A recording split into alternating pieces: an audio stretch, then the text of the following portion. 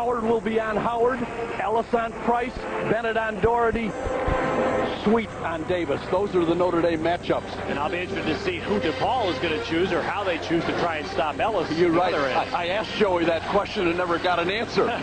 He didn't want to share it with you. Sam Licklider is our lead official tonight. I mean, you don't expect Joey to tell you everything, do you, Jim? Oh, listen, over the years, I want to tell you, no school has been nicer to me than the people at DePaul have been. Yeah, this has been a wonderful rivalry. Notre Dame has an edge in the games here, 10-6 over the years at the Joyce Center between these schools, and the Irish and white had the opening tip. And it's Curtis Price playing LaFonso Ellis. Bennett right up. Offensive rebound knocked away, and it's out of bounds off Price, but Price did deny Ellis the putback. Howard was on Howard, and just as you called it, Curtis Price, he is their strength. He and Jeff Stearns. When Stern comes in, he's scoring a little bit, but it'll be a lot of defense with Jeff Stern in. Terry Davis, good job to fight through some screens, get right up on Sweet. And DePaul has it for the first time. And there's the transition. Howard underneath the basket, though. Good fake to get away from Ellis, and he lays it in. When you talk transition, Ted, you not only have to get back, you have to run so that you haven't got your back to the ball, and you've got to find a man. That time, Howard released, and boy, they got the ball to him in good fashion. It's going to be Notre Dame ball. Whoa. Joey Meyer upset. David Booth started running the other end of the court. Question was, it definitely hit Booth, but did it hit Taylor afterwards? Well, yes, it did, and Jim Fogarty, John Carr did exactly what you've got to do. Let's see what happened. No touch there by David Booth at all. Right off of the hands of Taylor. That's a good change of a call. Joe Doherty threw that one away. Terry Davis unable to reach that pass, and a turnover gives it back to Notre Dame. The Irish have been very, very active defensively. They have really improved their man-to-man, and they've been getting a real good blend between their running and their half-court game. That's what's really improved their game. Should be one interesting adjustment for DePaul tonight against Notre Dame, seeing a Notre Dame team that will play nothing but man. Jerry Myers never seen that. That's out of bounds to Notre Dame. I'll tell you one thing, they haven't seen it in the last 20 years. Joey and Joey. Right. Ray and Joey. Right. Well, we have another call turned around. This time, two officials gave Notre Dame the basketball, and Sam Licklider, the lead official, came in and said it went off Damon Sweet. DePaul gets it back. Wow, with a little glare. He's not happy about that call. They don't mind it once, but twice it's still tough to take. There's Booth. Davis shooting the ball much better. And Doherty, was he out of bounds? Yep. Yes, he was. Yep. Doherty had his right foot out of bounds. Boy, Davis went toward that basket, and Doherty really made a great move down to the corner, and that's exactly what you do offensively. Don't stand where you are. Get into a position when the double team's coming that you're going to get yourself open, and Davis got the ball to him. Jim, the matchup I like out here watching is Damon Sweet against Terry Davis. These are two young men whose bodies have matured an awful lot as seniors. They're both shooting very well. Yeah. Davis has become their third scorer. That's going to be a very good match. Running, Price knocked it away, but Sweet picks it up. Trying to see if he can get the Fonz free. I want to tell you, DePaul is doing a terrific job on defense because Notre Dame has gotten into no offense whatsoever the first four sequences. Nothing has gone well for them. A little bit of a trap. Bennett trying to break it. Good swing of the ball to Sweet. And the three misses. Tower there. Tower. The Fonz is there, and Notre Dame is on the board.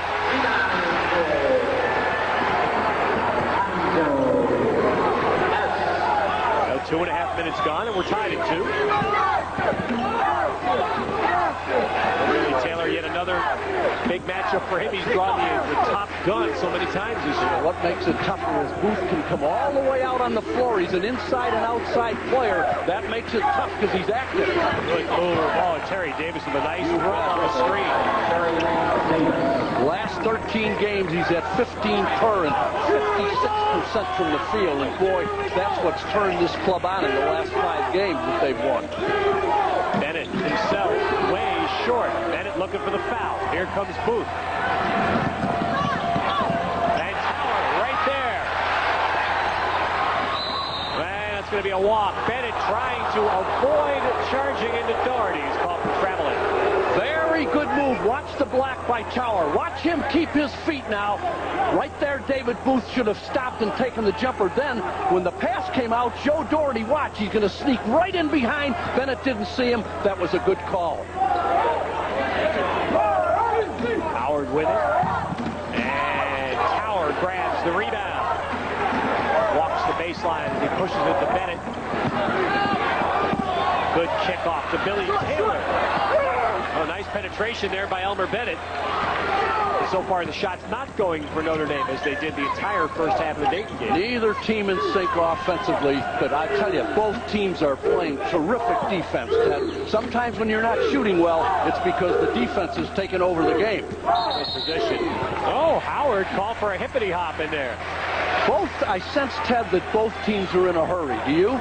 Both teams are trying to establish something and get control of this game, and they're working so fast and trying so hard that neither one of them are in sync offensively. But I would think that both coaches would take that as opposed to the other extreme. Oh, absolutely. And DePaul, and I don't mean to be critical, sometimes you had to wait to see which club was going to show up, especially early in the year when Joey wasn't happy with their emotional level. DePaul's had a bad turnover run here early in the game. Notre Dame has had a bad shooting start.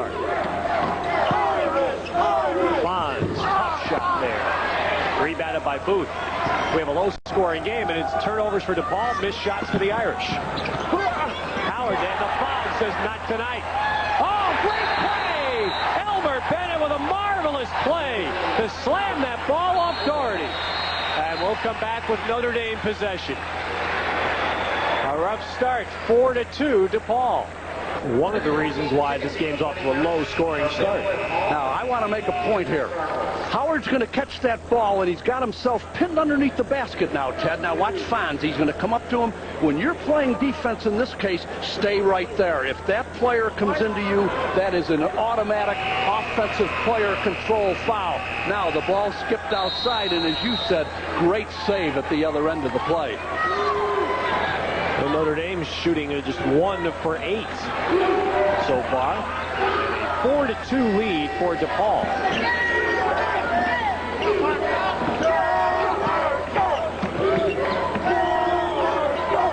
No changes during the timeout. Sweet hacked as he goes in the paint. There's the first foul of the game. See, right now, if I'm operating offensively at either end, Ted, I've got to be more patient.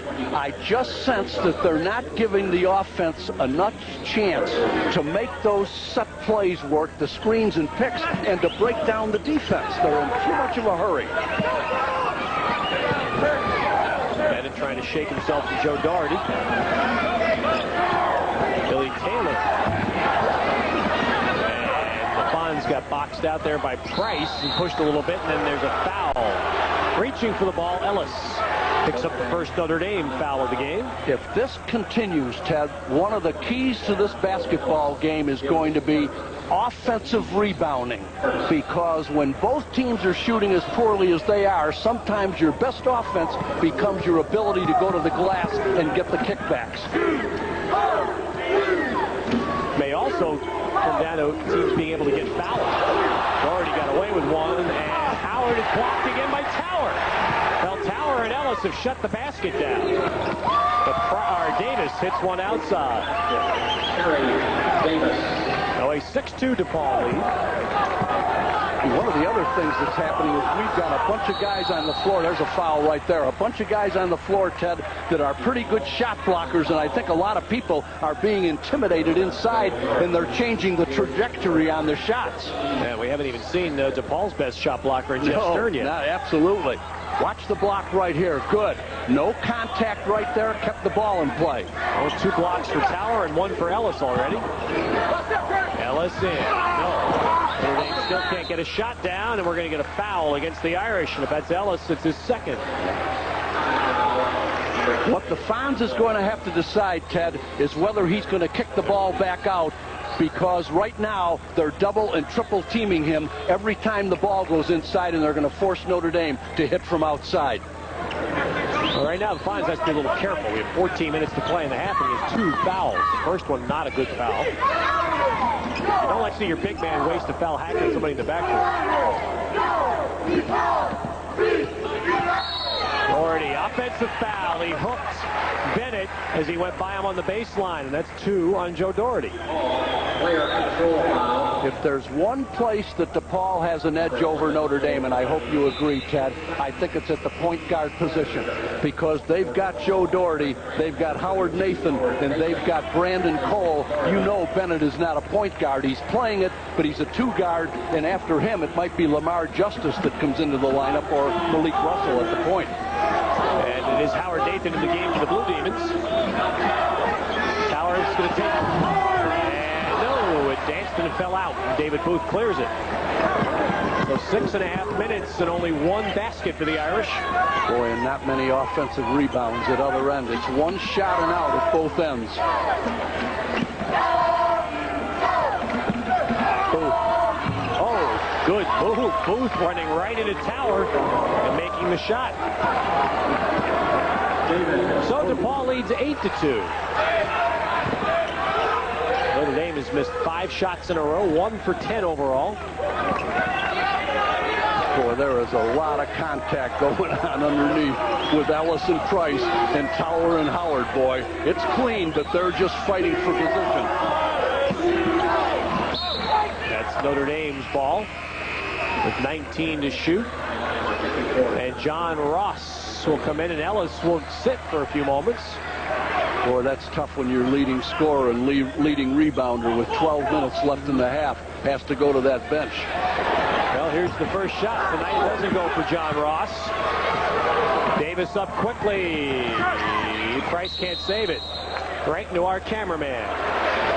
They love that transition, and that's why it was the #1 key for Joey and the #1 key that Jeff Nix gave me, because some people will tell you, Ted, that DePaul is better at the transition game than in their half-court offense. That's not terribly uncommon anymore in basketball. So many great athletes in this game now. You see that happen with a lot of teams. Long rebound to Tower. Boy, two points in 8 minutes, right? For Notre Dame. Well, you hit it on the head, Jim, and DePaul's defense is just, Notre Dame's not getting a lot of good shots. Here's another one-on-one, but Bennett gets it down. And you saw how hard he had to work on that one. He got out of the offense and decided he was going to play one-on-one and see if he can start to take over the game offensively for Notre Dame, which is what he did in the first half against Dayton. You're seeing Notre Dame play for the first time. That's a change. John McLeod has given a guy like Bennett the free rein. It's more of a pro-style game to go one-on-one. Good tip there by Price, but then a strong rebound by Tower. No break for the Irish. DePaul back well.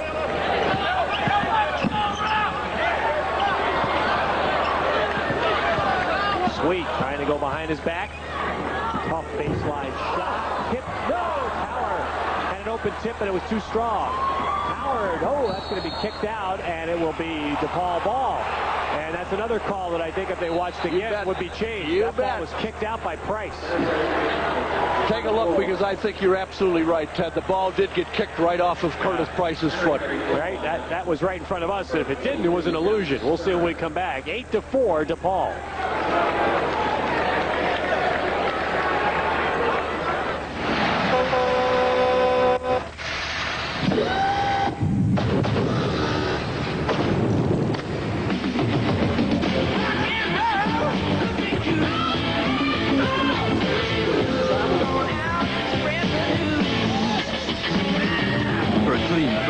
That will fill you up and never let you down. Bud Light delivers.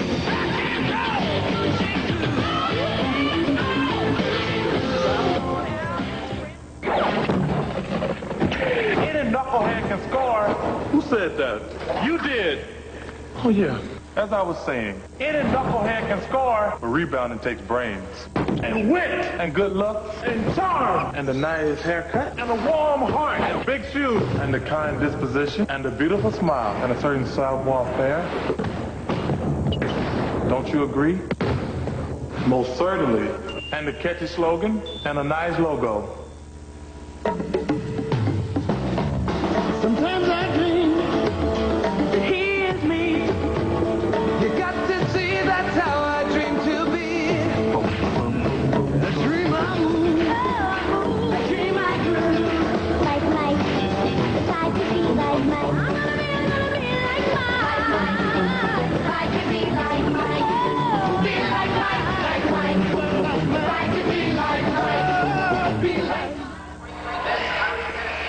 Back at the Joyce Center, DePaul leading Notre Dame 8-4 after 8.5 minutes. Now let's watch this outlet pass. And watch down below. Watch. Yep. Wait. Yep. It was kicked by Price. Okay. Clearly. Well, I got to say, it's been a little bit of a rough start for this officiating trio, and I think common sense would tell you there that the ball had to be kicked. If Elmer Bennett had kicked that ball out of bounds, it would have gone the other way. Right. I mean, just common sense. Come here so logical. Well, it's easy. I had 60 seconds to figure that out, too. Nathan. And Ross runs it down. So the missed call does not hurt Notre Dame. The Irish have made just 2 of 16 shots in the first nearly 9 minutes of play. And have gone 5 minutes and 15 seconds without scoring. Taylor hits. So and now 8-6. Yep, that young man has really been quietly effective, as John McLeod said. Really focused. Oh, nice dance and a drop for Terry Davis. I'll tell you, I like the way he plays, boy.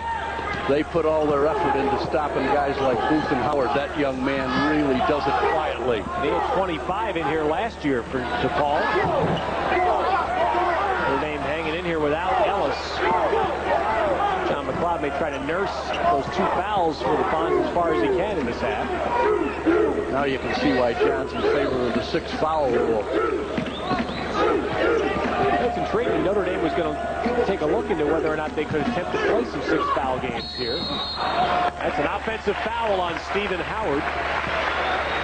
Pretty good reaction by Elmer Bennett right there.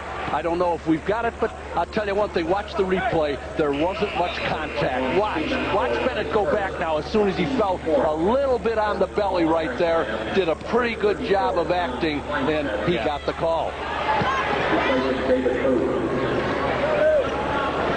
Well, there's your story. DePaul leading by 4. I'll tell you one thing, when you're shooting 16% and you're only down by 4 points, you've got to be pretty happy. And clanging one up the back iron, and breaking is Davis. And John Ross fouls him, but I can tell you, Jim, right now, not only is Terry Davis scoring, but he's doing a wonderful job defensively on Damon Sweet. He is really doing a good job. He's a very athletic guy and a fine defensive player. You knew Ross was going to make the contact right here. No way you want to give him the layup, and that's exactly what he did. Put him at the free throw line for the 2. Here's the Fonz back into the game, and Damon Sweet goes down. Brooks Boyer also in for Notre Dame. Now there's a few pro representatives here tonight. Del Harris, the Milwaukee Bucks, is watching, and I think the pros that watch DePaul are going to watch David Booth, of course, and probably Stephen Howard, but they're going to make some notes about this young man for next year. You bet. You know, it's interesting because after the last game, John McLeod was talking about Notre Dame's execution, and he said, you know, if we move the ball well, it's really tough for anybody to stop our big 3, Ellis and Bennett and Sweet. Notre Dame, I'm not so sure how well they're moving the basketball, Ted, but for the first 11 minutes, DePaul has done a marvelous job defensively. Terry Davis has 8 points. Here's the 1-2-1-1, the diamond and 1 after the made free throw. Carl Cozen's in for the Irish. Tom Kleinschmidt in for the Blue Demons. Those 2 are hooked up with each other. Ellis being played now by Jeff Stern, who's in for DePaul. Tower up top. Long rebound. Ooh, Tower got away with one there. And Notre Dame's going to get the ball back. Boyer breaking free. Cozen running the wing. Into Tower for the basket.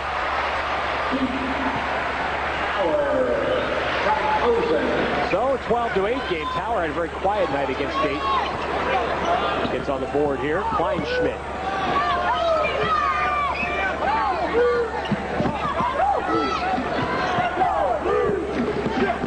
Here's Stern. Or the other way. Banks it too hard. Another rebound. Oh, quick play. Kleinschmidt stripped Tower of the rebound. It goes he'll get 2 foul shots.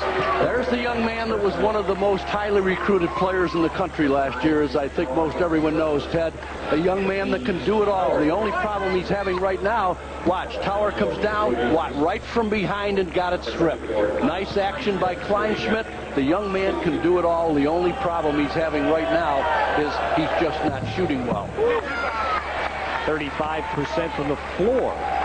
Fine ball handler, fine passer. He's got that good court awareness, a good feel for the game. All the qualities that Billy Taylor has. But, you know, it happens to freshmen. You run into those streaks. You know that young man can shoot. He's just been struggling from the floor. Gordon Tech in Chicago, and he was a big-time player that Joey Meyer had, was able to get to stay home. He was second in Mr. Illinois basketball, and right behind his teammate, Howard Nathan, who happened to be Mr. Basketball in Illinois. Posen, short. Oh, look at the follow by Ellis, and the basket counts.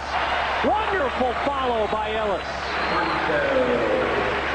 Boy, that is a great reaction to the glass. Watch, because it wasn't a very good shot. And watch how Ellis had to time this. Look at the ball was short. He had to come back in. And he came back in and in one movement was able to take a look at that basket, get it up there. The one thing that the Fonz has to be careful of is that there's so much bodying going on underneath that you've got to be careful you don't pick up that third one trying to fight for position. Fonz now has 5 points, and the Irish, despite a miserable shooting half, are only down 2 points.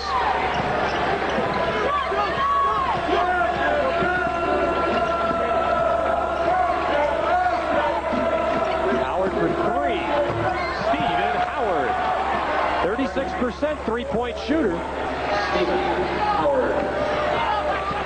And it gets the Blue Demon lead to 5.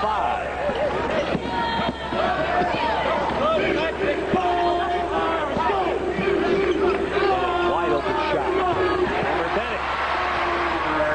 Pretty spot there. Bennett with a watch the shot all the way with a perfect follow through. Nathan inside. Now outside to Davis. Oh, Howard went to his right. You can see he was able to get the ball back into his left hand. I mean, for 6'10 and 225, Ted, that young man can take you out on the floor, and that's a pretty good move for a 6'10 player right there. He has the quickness edge when he pulls Tower out like that. Jeff Stern with the block and then the glare at Brooks Boyer, saying, don't bring that in here tonight, young man. Timeout with 7:10 to go in the half. DePaul leading the Irish by 5. Attention basketball fans. Now is your team.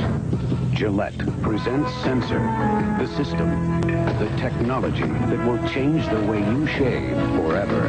Sensor, twin blades set on springs to read your face and respond. Independent suspension to sense and adjust to every curve of your face. No other razor comes close. Gillette Sensor, for the best shave a man can get.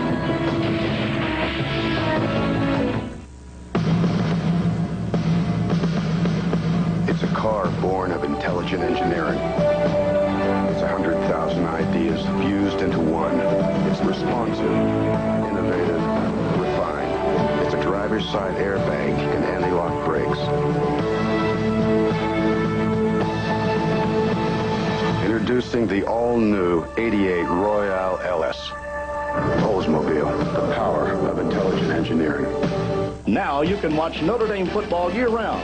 Catch all the excitement of the 1991 season when you order the Fighting Irish highlight video. It's only $19.99 plus $5 shipping and handling. Send check or money order to 1991 Irish Highlights, 401 East Colfax Street, Suite 207A, South Bend, Indiana, 46617, or charge by phone with Visa or MasterCard, 1-800-488-3883. Relive the excitement and emotion that is Notre Dame football.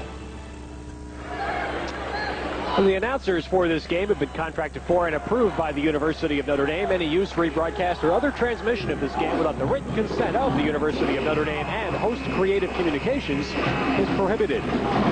Here's Jeff Stern at work. We talked about him earlier. He's playing well. A terrific shot blocker, and you're going to see it right there. No body contact. They need him to dominate defensively. They need him to rebound, and they need that young man to block shots. That's exactly what Joey wants from him. 103 in his DePaul career now. Bennett hits a 2.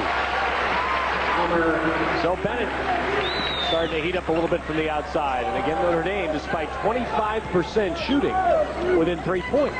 There's Brandon Cole in the game for DePaul, giving to Kleinschmidt. And Kleinschmidt somehow got all the way into the basket. Karl Kozen lost him, just got screened enough, and Kleinschmidt had the presence of mind to keep that ball going right to the basket. 20-15, DePaul. Lob for Sweet, no. Howard is there. And Nathan spins away. Ellis owns that rebound. I think the Fonz, and you notice there in comparison to when Tower got stripped, Fonz is pretty good when he brings that ball down after a rebound. You bet. Very good point. There aren't many people that are going to take it away from him. Kozen, tough shot again, rebounded by John Ross. Wow. Somebody's spiking that ball out of David Sweet's hands out of bounds. Howard Nathan, very good hands. What an adjustment he made after Sweet had beat him. Watch, he's beaten right here. Now watch. That is a great move right there. Boy, the timing was perfect. No body foul. You can't play defense any better than that on the second part of it. He got beat on the early part of it, but what a recovery. Well, it's just such a stark contrast, Jim, from Monday night when the Irish did whatever they wanted against Dayton. Tonight they're finding out they can't do very many things they want to do. And you know what that has to do with, don't you? Dayton had absolutely no quickness whatsoever. This team has got great quickness. Had some good wins. They went into Memphis State the night Memphis State opened their new building and won there in overtime. Oh, big strong foul by Ellis.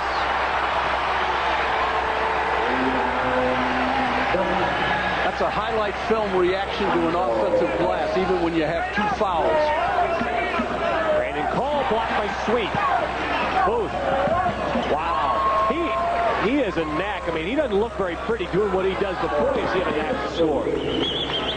He said one of his goals this year was to get into the offense sooner in each game.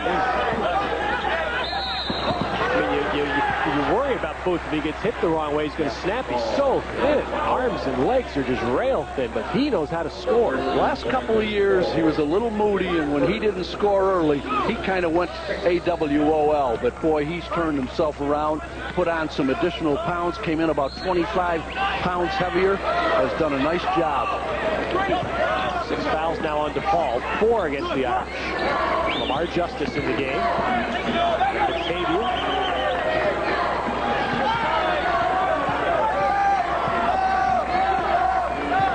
Cutting down the lane, Justice. Side of the glass, and it's pulled down by Cole. Boy, there's another nice little... Oh, Kleinschmidt follows his own. And finally, Justice pulled it down. Kleinschmidt's deceiving Jimmy. It doesn't look like he's going to get in the paint, but he somehow winds up there. And everybody's acting like they're expecting that he's going to give up the basketball, and nobody's putting the kind of pressure on him that he needs to have put on him. And he says, boy, oh boy, I'm just going to keep going. Well, the failed lob gets Justice back down, and Bennett returns with Sweet, Taylor, Tower, and John Ross. Bellis goes out. Right. Protect the Fonz with 4 minutes to go and the 2 fouls, but you'll have Bennett at the point and Sweet at the 2 point, at the 2 guard. The ball has kept Doherty out after his second foul. Davis. 3 for Terry Davis. 11 points, and DePaul has an 8-point lead. That's why he's shooting 53% for the year. Now Bennett being played by Price. Bennett just pounding that ball down. Spotting Ross in. Nice job by Elmer Bennett. And John Ross the basket. Boy, not many players move around the floor better than John Ross. He really is active. Perry, good call, good turnover. Kleinschmidt's reversal, he palms it. And that'll get us to timeout with 3:43 in the half. DePaul 25, the Irish 19. Returning number 50, Harold Posen.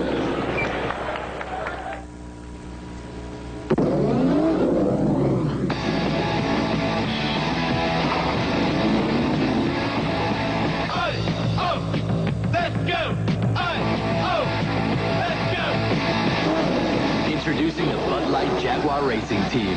Catch it this season.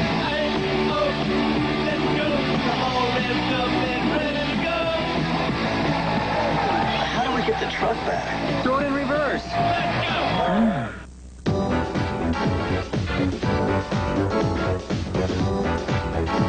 Hi, this is Tom Dorr, inviting you to tune in on Friday for Bulls Beat. We'll come to you live from Reunion Arena in Dallas, and we'll show you highlights from the Chicago Bulls-Detroit game on Friday night, where it was a little bit dark for a while. Houston and San Antonio on the road, and Johnny Kerr will have a great feature on all the Olympians that have been at Chicago Stadium this year. It's Friday night, Bulls Beat, right here on Sports Channel.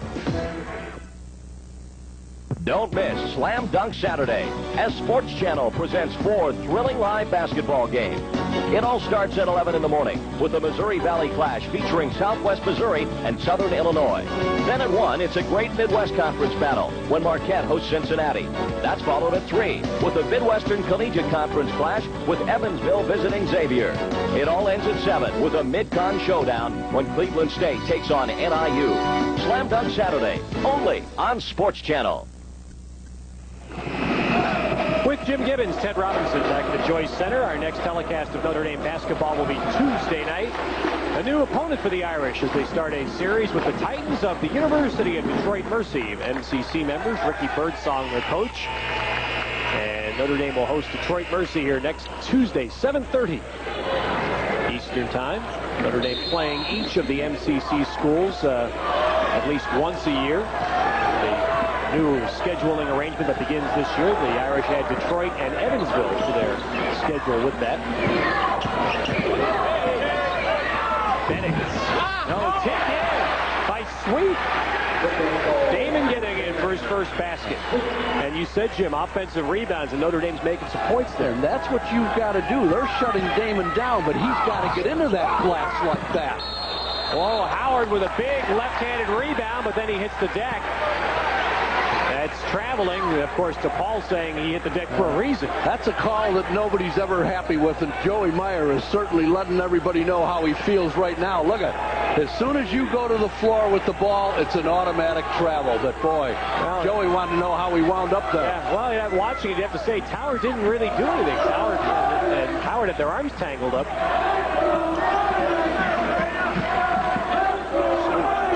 Damon Sweet.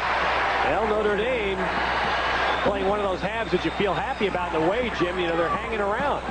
Davis. Oh, Davis with 13 in the first half. See, Damon Sweet made the attempt for the steal, and Cozen did not shift. He needed to rotate, and he didn't rotate over fast enough. Started to and then stopped.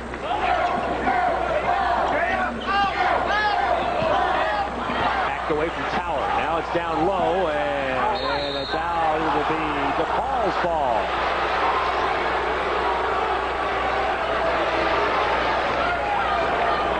2:25 left in the half.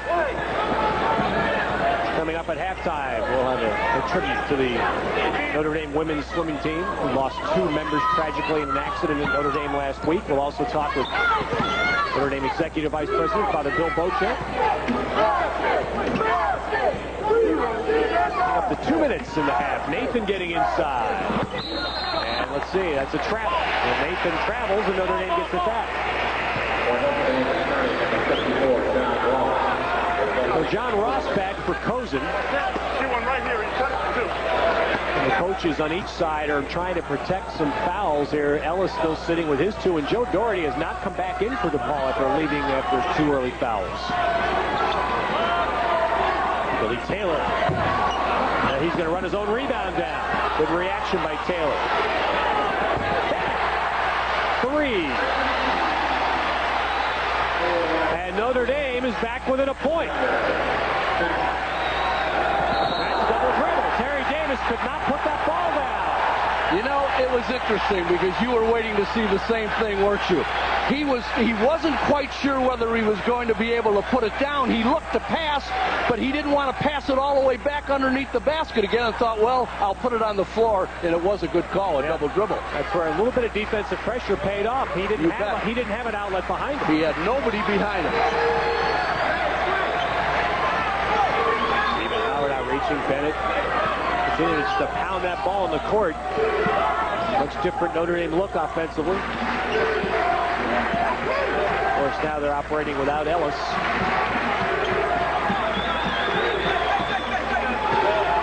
Down to 15 to shoot. It's where you take your time to see if you can break them down. Well, Bennett lost his dribble. Now it's 8 seconds. Oh, Bennett with a fall-away three. 12 points, and Notre Dame has its first lead.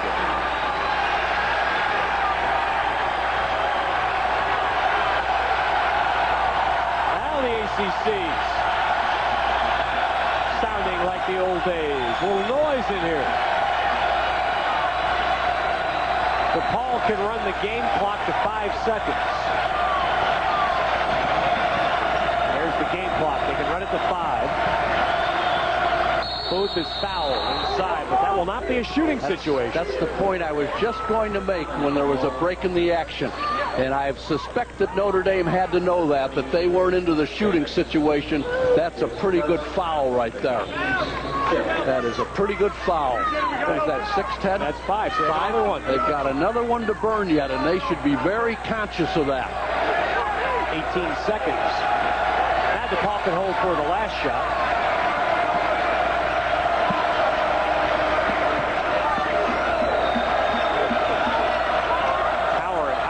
Good banging and leaning.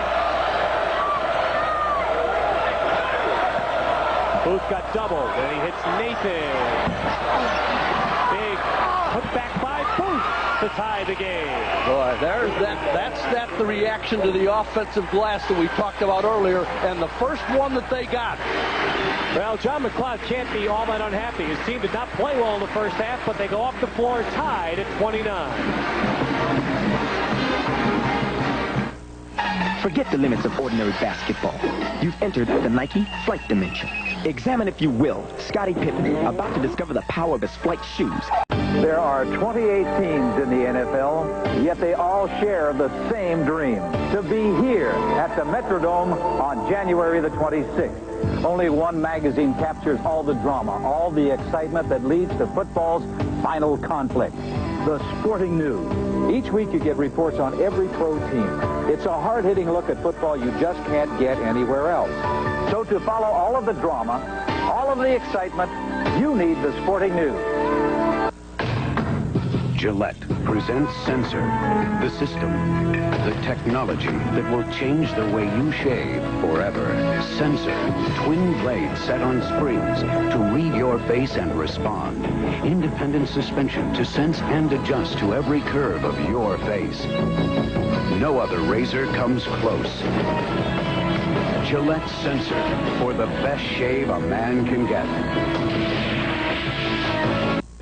So, learn anything today? Carl Vogel is a plumber.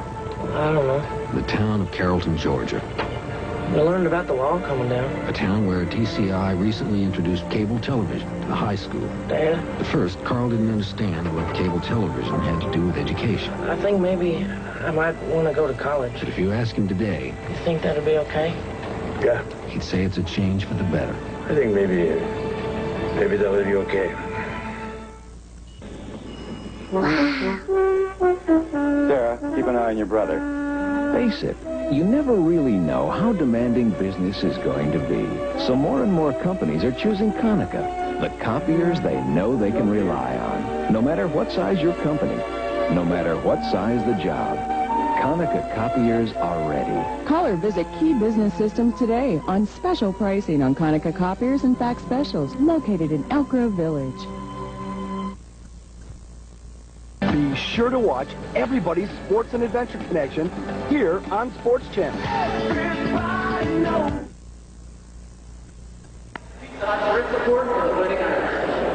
Tied at 29 here at the half, and we're joined by Notre Dame's Executive Vice President, Father Bill Beauchamp, which gives us a chance to catch up on what's happening in Notre Dame's role in the world of college athletics. The recent NCAA convention, Bill, how did Notre Dame vote on the propositions? Well, almost all of them that were involved with that academic reform, we certainly voted in favor of, and there was really only one that we didn't, and it was primarily because we had some problems with the legislation as it was worded, and we had some concerns with what it would accomplish.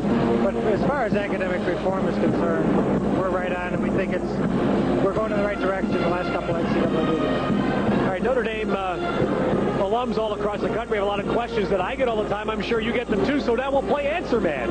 How about the size of the football stadium? What's the present position on that? It holds 59,000. When's it going to... We're looking at doing a feasibility study right now regarding the possibility of expansion. The Alumni Board passed a resolution asking us to do that. We were looking at it anyway. But we're a long ways from making a decision on exactly what we should do with that. But hopefully by summertime we'll have some idea where we're going. We'd love to have more seats, but there's lots of other issues to resolve. Is the ticket situation getting to the point where it's becoming a serious concern to the university? Well, it's always been a problem, but this year is more serious than ever. We weren't even to fill half the request for alumni this year, so it's getting more and more critical. We graduate 2,000 people every year. More and more people are interested in tickets, and we want to be able to give them the opportunity to come to have a weekend. But there's a lot of other issues, so. All right, everybody around the country wants you to get into a basketball conference. I mean, we read the papers all over the place. How do you feel about that right now? Well, we've like our independence. We enjoy the opportunity to play schools from all over the country with all different places where we have alumni. Our independent status has served us very well. We're a member of the Midwest Collegiate Conference for everything but football and basketball, and we do play a number of schools in the MCC, and that works well as well. There's some new schools in the MCC, but as far as our actually being involved in the conference for basketball, right now we like it just the way it is. All right, Bill, thank you. I know it's been a very emotional 5 days here on the campus for you as well. Yes, it has, but we're a family. We come together. Father Bill Beauchamp, Executive Vice President of Notre Dame, and we'll continue with our first half recaps. Stats and highlights come your way in just a moment.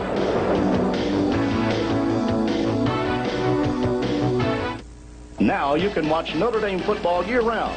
Catch all the excitement of the 1991 season when you order the Fighting Irish highlight video. It's only $19.99 plus $5 shipping and handling. Send check or money order to 1991 Irish Highlights, 401 East Colfax Street, Suite 207A, South Bend, Indiana, 46617, or charge by phone with Visa or MasterCard, 1-800-488-3883. Relive the excitement and emotion that is Notre Dame football. Sometimes I dream that he is me. You got to see that's how I dream to be. A dream I move. A dream I grew. Like Mike. Try to be like Mike. I'm gonna be like Mike. Try to be like Mike. Be like Mike. Try to be like Mike. Be like Mike. Say who we are, and you get this with your paid subscription to this. Field & Stream at a very special rate. $15.03 off the cover price. And this Field & Stream sports bag free if you grab the bargain now. Call toll-free 1-800-854-7700. 15 issues are $14.97. An instant TV discount of over 50% off the newsstand price. To save and claim your gift, call 1-800-854-7700. That's 1-800-854-7700.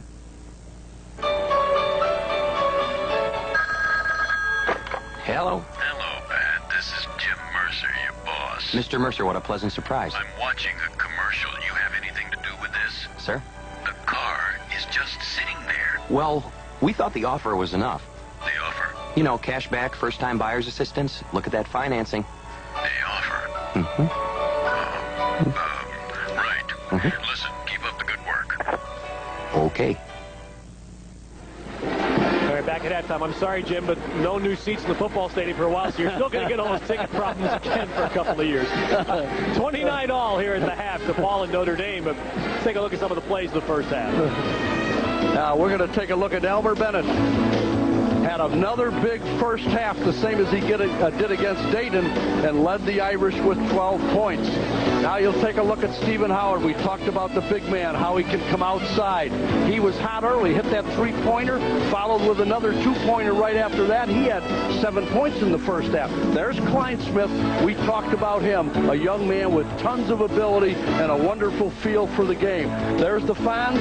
He was in foul trouble early and sat for a while. Only had 6 points, but he was very active the whole first half. Terry Davis, boy, he led them in scoring with 13. He really has come on strong, and in the last 13 games, as I said, Ted, scoring 15 points a game, and he's shooting 56%, if you can believe it. And finally, David Booth there with the putback at the buzzer to end the first half and get us to a tie. 29 apiece still has to be a positive for Notre Dame, since they just shot so poorly. There's your leading scorers. Davis with 13 to lead DePaul. And for Notre Dame, Bennett, the leading scorer with 12. And as always, the three seniors, they're providing most of the points. Well, Notre Dame hopes that they continue to reach that Cloud 9 status. Coming up the second half, tied at 29.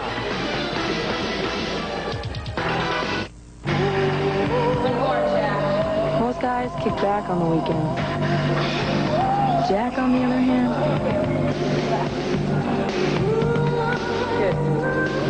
so how do you feel? Ready to rock and roll.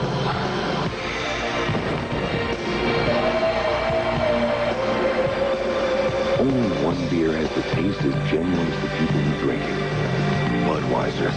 Tomorrow, we're sleeping in. Gillette presents Sensor, the system, the technology that will change the way you shave forever. Sensor, twin blades set on springs to read your face and respond. Independent suspension to sense and adjust to every curve of your face. No other razor comes close. Gillette Sensor, for the best shave a man can get. There are 28 teams in the NFL, yet they all share the same dream, to be here at the Metrodome on January the 26th. Only one magazine captures all the drama, all the excitement that leads to football's final conflict, the Sporting News. Each week you get reports on every pro team. It's a hard-hitting look at football you just can't get anywhere else. So to follow all of the drama, all of the excitement, you need the Sporting News. Your Better Buick dealers have 2 words for the makers of overpriced look-alike imports. Get real. Why pay premium for a Me Too car from over there? The stunning new 1992 Buick Skylark offers the biggest engine in its class, standard anti-lock brakes, plus many luxury features not even found on most imports. And it's all wrapped in bold new styling that sets Skylark apart from the crowd. For real quality and value, plus big introductory savings, see your Better Buick dealer today. Here's the halftime stats, and we look at the shooting. Notre Dame really picked it up, though. They had to hurry to get to 35%. You bet, and they've got 11 more shots, 37 attempts. Look at to the 26 attempts for DePaul. Nothing much at the free throw line, but boy, when you get to the rebounding, Notre Dame had 12 offensive rebounds, and each one of those obviously represents a second chance. All right, we're set to go. As you see how Notre Dame turned its shooting around here. Terrible start, but they got close and start the second half tied. They wound up outscoring DePaul 12-4 over the last 4 minutes of the first half. And that's a foul on Bennett. Doherty went down, and Notre Dame expected a travel. They pick up instead the first foul on Bennett. Poor Elmer, he's had some fouls on him in the last 2 or 3 games that he's just kind of looked around in disbelief. I'd have to see that again before I'd even care to comment on it, because I thought the same as you, that it was going to be a travel. Price playing out there as a safety valve. Price doesn't get too much involved in the offense. 48 shots in 16 games, so he's not in the offense. Slapped away from behind by Bennett. Has not taken a 3-point shot, but he is, as we said, he plays a role, and he is a very good defensive player.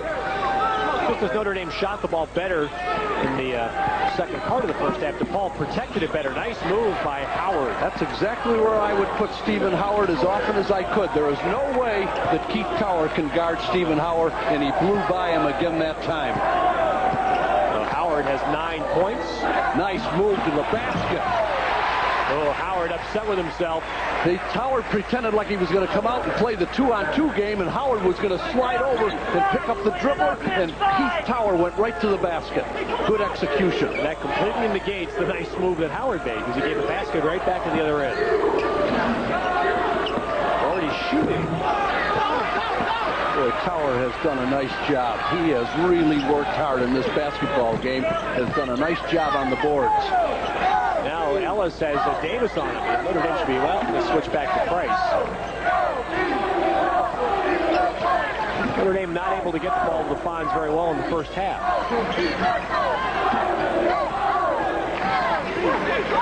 Screening for Sweet. Gotta take it. And Damon hits the three. Very good execution. They read the defense very well. Bennett got the credit, boy, because he had a chance for that three-pointer, but when they shifted and rotated, he kicked the ball right back out to Sweet. What a shot by David Booth. Boy. I mean, he's like a magician out there. That ball tipped by Doherty. Here's a 2-on-1. The trailer, Davis. And the tip by Howard. And DePaul takes the lead back. Now you give that to David Booth. Well, Joey's got the three fingers up, meaning they're going to go to a three, and I wonder if it's a zone. I wonder if it's a zone for the first time. There it is, the 2-3. Unless they're matching out of it. Let's see what they do. Now they're showing the zone and the match right here. Yeah, see? Aren't they, Ted? Notre Dame trying to be a little patient against it as Taylor misses and no rebounding there. Billy was only 1 for 6 in the first half. He's 1 for 7 now.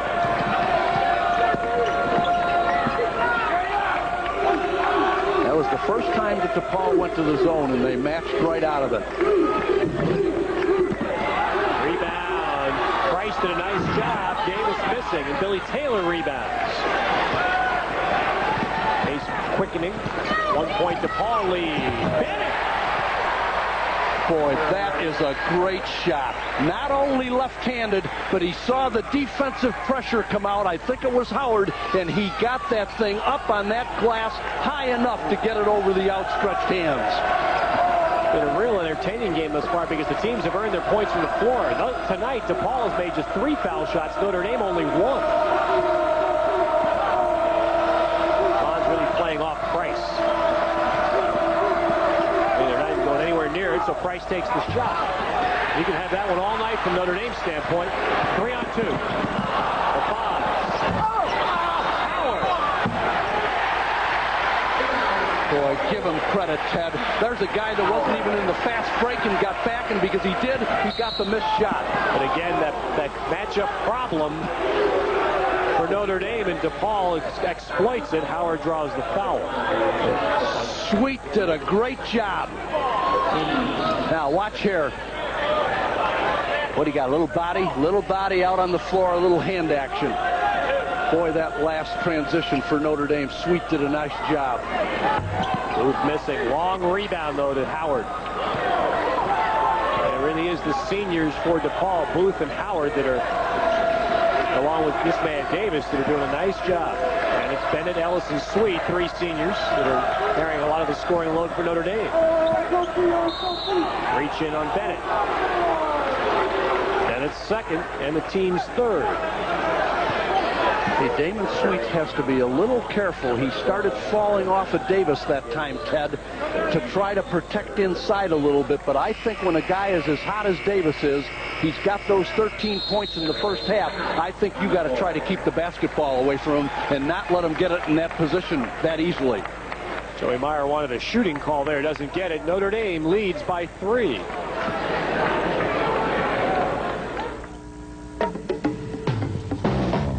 Sometimes I dream that he is me.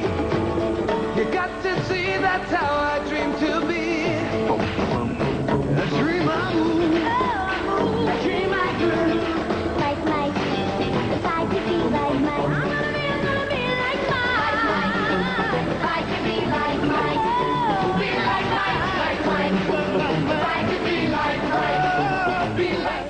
Now you can watch Notre Dame football year-round.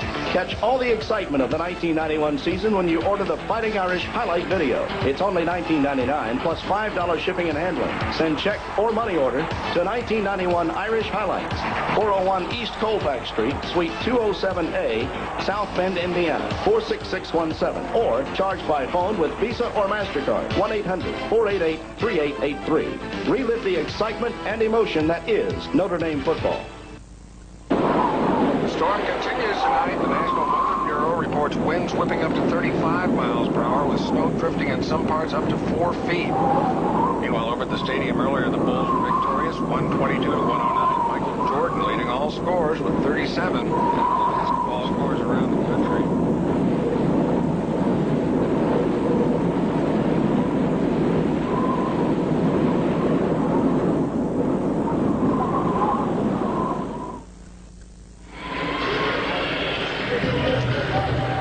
Billy Taylor with the rebound. Watch, out to Bennett. This is the shot that I was talking about just a few seconds ago. Watch him switch the ball over to his left-hand side right now. He sees the pressure. There's Price. Look at how high he put that ball up on that glass. And Ted, you've done enough games. You know that if you don't get that thing on that glass at the exact angle, it's not going to go in. That was pretty doggone good execution by Elmer. Now, it's just all season, it's been a wonder to watch both Bennett and Sweet really thrive in the quicker tempo that Notre Dame has played. Nobody going to outrun them up and down the floor. Travel. Terry Davis moved on the baseline. Yeah. Just so our viewers will understand, if it's after a made basket, you can go ahead and run that baseline, but after a violation, you've got to stay on the spot, and he moved off of the spot.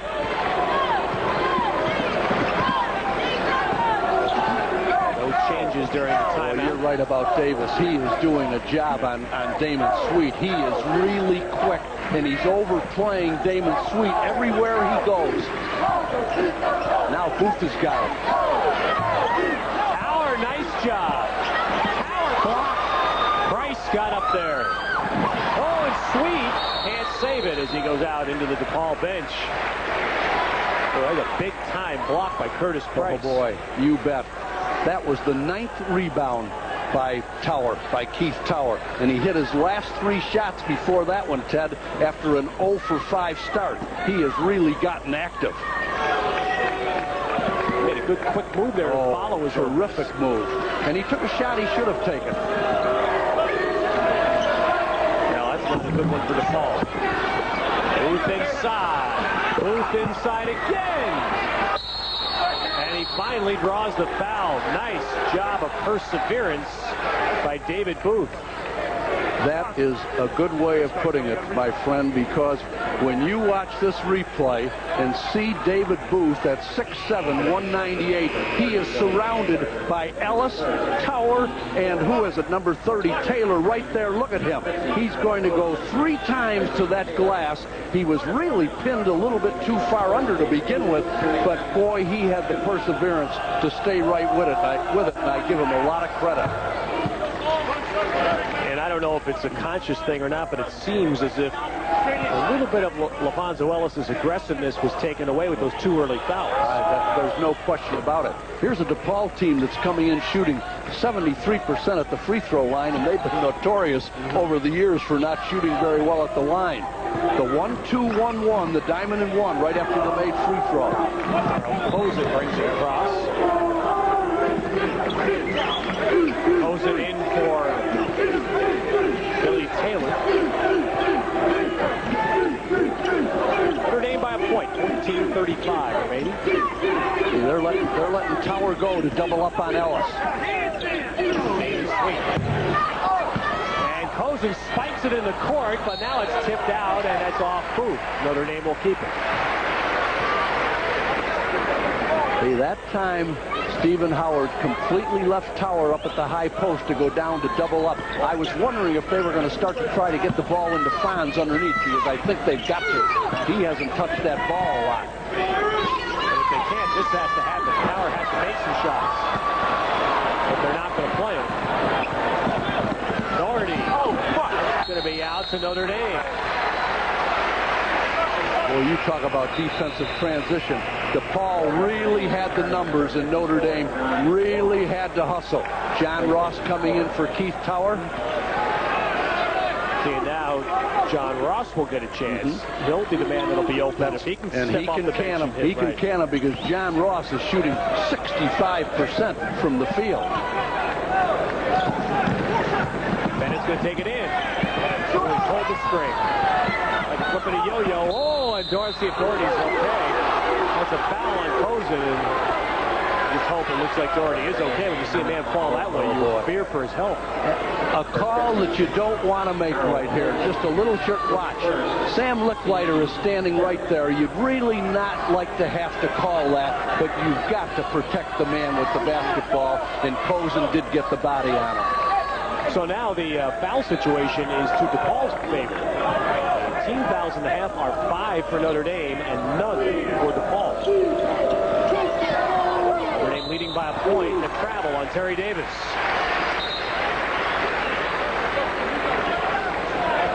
Joey Meyer.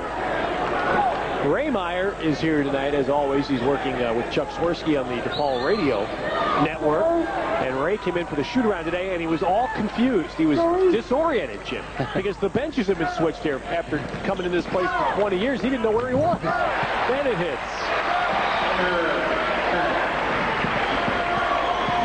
Sam Licklider, the lead official, was saying the same thing for the game. And mentioned a number of places that had done the same thing. Cozen got called, so that's 6 on Notre Dame. Well, now DePaul will have a chance here to really make up some points here on the line. You're going to watch Carl Cozen, who has really improved defensively. Watch. He just didn't decide to go around the screen or the pick. He decided to go through it, and he got caught. Notre Dame's going to be at a disadvantage here. 6 fouls against the Irish and none against DePaul. So the Blue Demons are going to have a chance at the line. Yeah, Carl had been very tight early. Wasn't shooting well. Now he's getting more time, playing good D. He's going to be a 3 and a 4 man, doing a good job.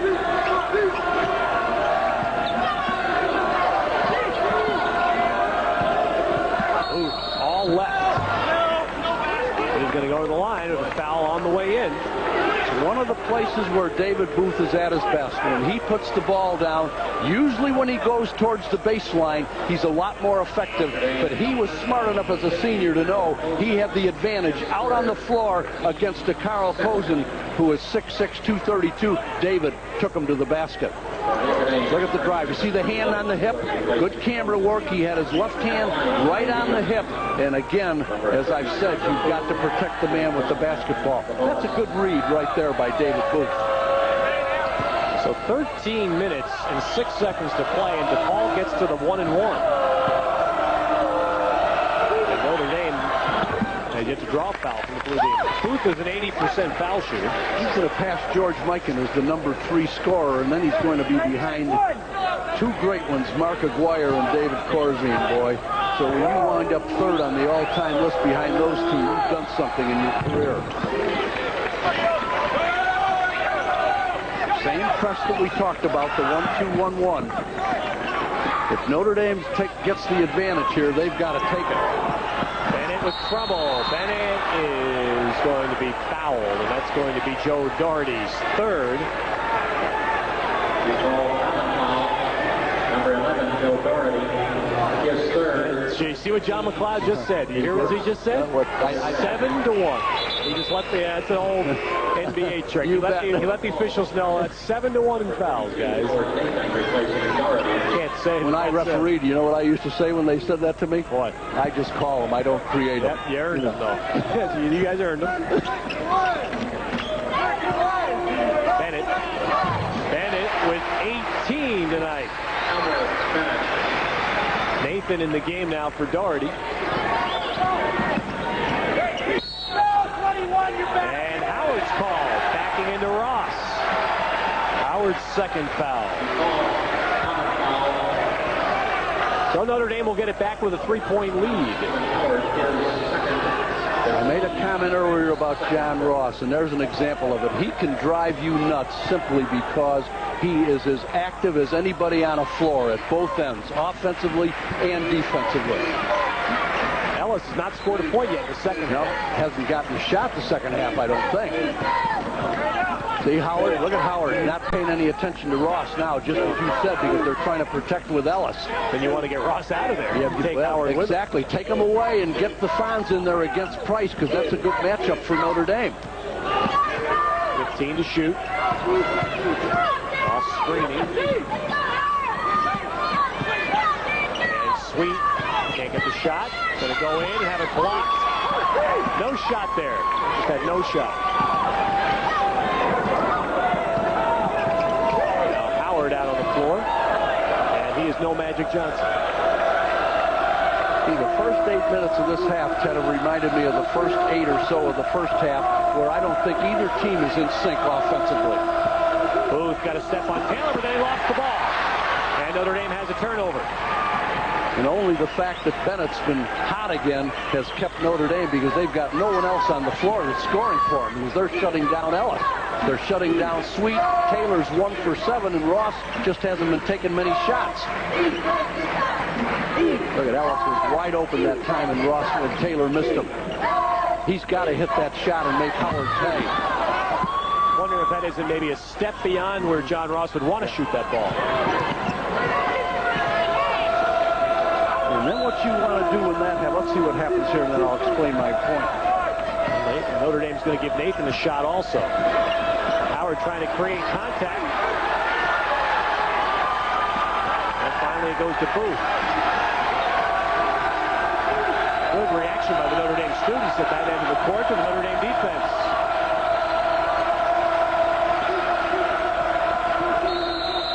And a foul on Price, setting a screen out front. Well, that's a good defensive series by the Irish. You bet.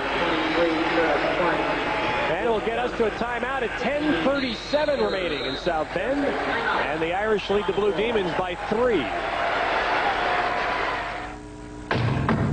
Gillette presents Sensor, the system, the technology that will change the way you shave forever. Sensor, twin blades set on springs to read your face and respond. Independent suspension to sense and adjust to every curve of your face. No other razor comes close. Gillette Sensor, for the best shave a man can get.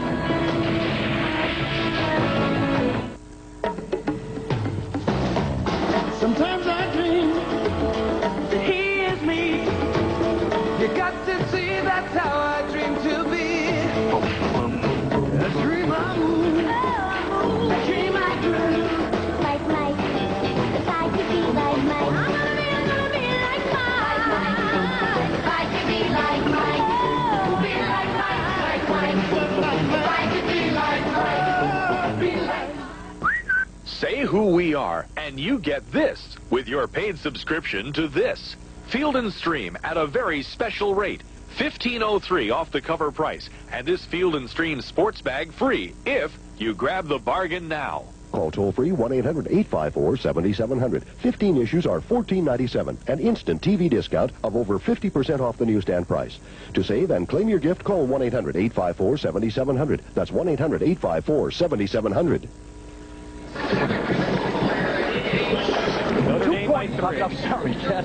2 points that we want to make here, and yours was the first. Now, the ball, look where Howard is. All right, now, right there, he's too far out. What John Ross should have done was, as soon as Howard left him, sneak in a couple of more steps. Now, number 2, when Howard starts to come out on you, I'm talking not only John Ross, I'm talking all offensive players. As soon as that defensive player starts to come out, that's when you want to put the ball on the floor, because you're catching him running at you. There's no way he can stop and shift his weight and guard you one-on-one. Well, Notre Dame has a 3-point lead. It has not been a pretty ball game for either side. I would say that DePaul has at times exercised some questionable judgment here. Notre Dame hadn't been able to shoot very well. And DePaul's coming in averaging 85 points a game, 84 in the last 4 games, and shot 50% and 76% at the line. So they are way below with 39 points and 10 minutes left. Now it's into the Fonz, and finally, And Notre Dame will get to the foul line for just the second time in the game. We have 10:09 to play. John McLeod is has been trying to get them into that position for a long time. And to get people into that position, you have to start clearing people out and open it up so that you can play that 2-on-2. Obviously, John knows that, but his players have got to start thinking more and moving more, as you said, Ted. I'll tell you now, I'm going to make a statement here that probably a lot of people won't agree with, but I really believe it. I think that's going to be what you notice about John McLeod with the 18 years of pro experience. I think pro coaching, there are far more adjustments made during a game than there is in most college games. Absolutely, positively. And most pro coaches will say that that's the case. So John probably did something during that timeout that enabled Ellis to have that lane to get the ball. Absolutely. You aren't going to stay in the pros very long if every time somebody makes a move, you don't make a counter move. Not that that isn't done in college. I don't mean that either. Colleges tend to be more you have your own system and you play your system. The pro game is a constant. Well, and you don't have the personnel to match the way you want to. Nice steal by Ross. That young man has really given them great minutes. Stern in the back of Ellis. Stern in the game picks up a foul, and now quickly the whistles have gone the other way. Notre Dame picked up the first 7 fouls of this half, and now DePaul has been called for the next 5. But isn't it interesting that Ellis is now finally getting the ball? Watch, there it is. There's the body. It also looks like they're entering it more from an angle, more from the towards the baseline, trying to get the ball into Ellis. And give a little credit to Ellis because he's maneuvering enough to get himself in position. And you've got to do that or you're not going to get that pass. The Irish just begging for a couple of baskets here. I love John McLeod's whistle. That's how he gets his players' attention. I don't know if our people can hear it, but that's all he does in practice. He never has a whistle. He just uses his own whistle. Hans muscles in. Rafonso Ellis with 10 points. And the Irish will open it up to 6. Kleinschmidt in for DePaul. David Booth is sitting out right now.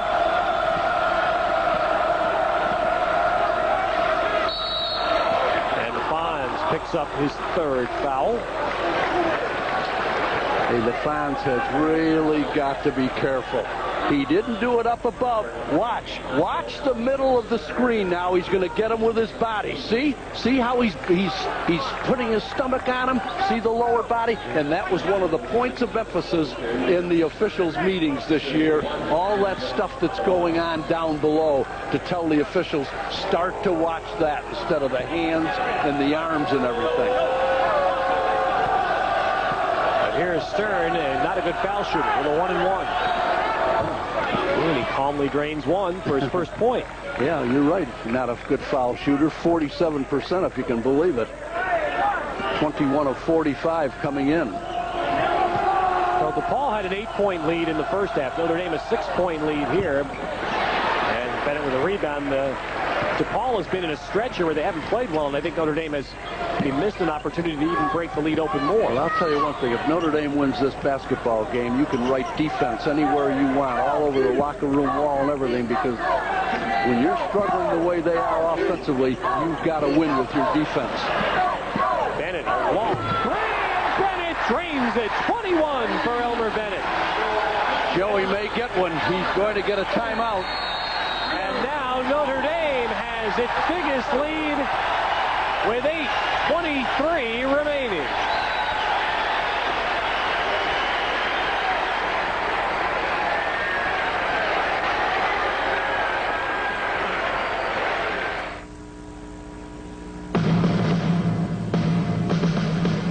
It's a car born of intelligent engineering.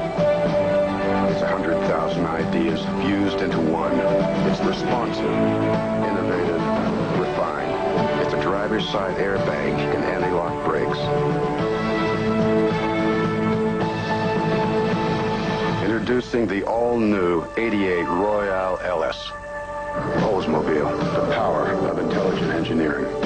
Now you can watch Notre Dame football year-round. Catch all the excitement of the 1991 season when you order the Fighting Irish highlight video. It's only $19.99 plus $5 shipping and handling. Send check or money order to 1991 Irish Highlights, 401 East Colfax Street, Suite 207A, South Bend, Indiana, 46617. Or charge by phone with Visa or MasterCard, 1-800-488-3883. Relive the excitement and emotion that is Notre Dame football. Notre Dame began 150 years ago, and its people still talk about the same things: inquiry, belief, and community. But by research, I don't mean holding up in the lab with test tubes and instruments, but encouraging the creativity in the discovery of new worlds, be they in science or philosophy or theology or art or whatever. That is an area that I think is our next greatest challenge.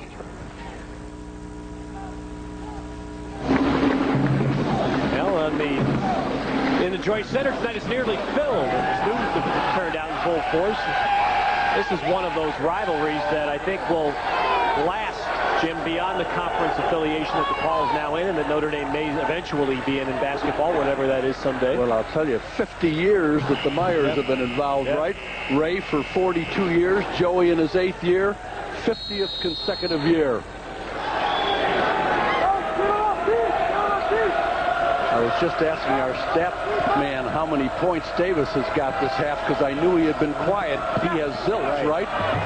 Stern missing and Howard follows. I was just going to say that now that basket by Howard means that DePaul in 12 minutes of this half has only 5 points from people other than David Booth. Booth has scored 8 in this half. That's 14 for the game.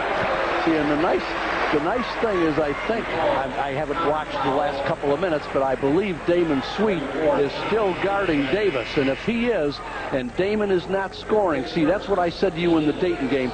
Let me look at a player. I don't care whether they're scoring or not, but let me look at all the elements, the other elements of the basketball game, and I'll tell you whether they can play for me. And if he's doing it defensively, that's terrific. 6-point Notre Dame lead. Price is back in for DePaul. Bennett is going to go to the line. No basket, but Bennett is fouled by Howard Nathan, and that will put Elmer at the line in the 1-and-1. Now, did you watch? As soon as John McLeod whistled, gave them the sign, the strong side forward just moved right out and cleared out, and they used the old pro 1-on-1. They opened up the side. Bennett's hot. He's going to exploit that as much as he can, and that's what they just did. See, and the point as we look at Bennett's numbers today, the point I was making a few moments ago about John McLeod, I think that you will see really stand out in college ball is the possession-to-possession adjustments and coaching and maneuvers that John McLeod will make that a lot of traditional college coaches I don't think really are just suited and accustomed to that. 18 years in the pros. DePaul has had 7 turnovers in the second half, Ted, and Notre Dame has had 1. And that was one of the keys we talked about, wasn't it? The turnovers? Ooh, that's a nice little dance and a drop. Well, Bennett's now just 4 shy of his career high. 23 points, and Notre Dame back up 8. Here's Damon Sweet now guarding Nathan. Bennett playing Doherty. First time those two have been in the game together. And John Ross with the body. John Ross getting a lot of minutes here. Yeah. And I want to tell you, this is the best basketball game I have seen John Ross play since he's been at Notre Dame. I mean to tell you, I will be shocked if in the press conference John McLeod doesn't talk about that young man. And as Joey Meyer looks on for his club, I would say that's another way to me, Jim, that you really look and judge John McLeod as in his first year. The seniors are experienced, and the seniors are playing now for basketball futures. They have a lot of motivations, but when you look at the strides that John Ross has made this year, that's when I say, hey, John McLeod is doing the job here. Well, you don't only look at the strides he's made. A lot of people have written off the 4 sophomores, John and his brother Joe, Carl Cozen and Brooks Boyer, and he has made a project out of each one of them. He's got Ross there now. Cozen has come gigantic strides, and Brooks Boyer is the next one he said, I'm going to work on. Good point. 13 for Stephen Howard. Good execution. David Sweet going in. Blocked. He walked as he tried to avoid Stephen Howard. Got the ball right in the middle of the floor to Taylor. He turned. They had the 3 men, and Sweet should have stopped right there because he had 2 people to rebound on the sides and should have gotten it right on the glass. There's your turnover story right now. John McLeod wants, I think, Sweet to get on Doherty and Bennett to play. Nathan? I got to stay off of Nathan a little. I got to stay off of him because he just is not shooting well. I got to give him room and try to create things defensively. Next Notre Dame foul will be 10. That'll put him in a 2-shot situation. Ooh, look at Doherty sneak in there. And Howard with the follow. But Joe Doherty made that play by somehow coming out of there with a rebound. Look at the stats. 6 feet tall. Pulled the rebound down. Nice play on Doherty's part.